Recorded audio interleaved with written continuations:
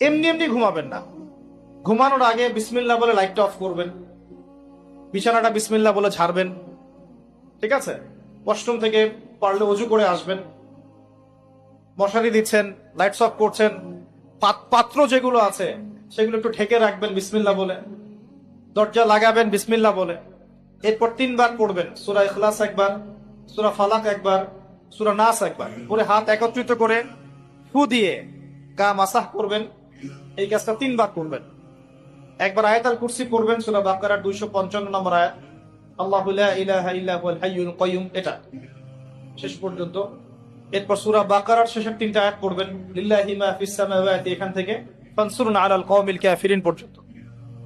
তারপর ডান কাতে পাশ ফিরবেন, বলবেন আল্লাহুম্মা বিইসমিকা আমুতু ওয়া আহইয়া।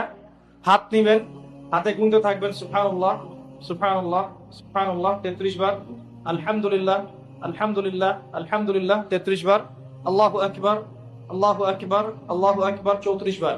ঘুমিয়ে যাবেন। এখন যদি আপনি 6 ঘন্টা ঘুমান, আপনি নবী সাল্লাল্লাহু আলাইহি ওয়াসাল্লামের সুন্নত অনুযায়ী ঘুমিয়েছেন, প্রত্যেক ঘন্টা ঘুমানোর জন্য আল্লাহ আপনাকে নেকি দিবে ইনশাআল্লাহ। এমনি ঘুমালে নেকি হতো না, রেস্ট নেওয়া হতো।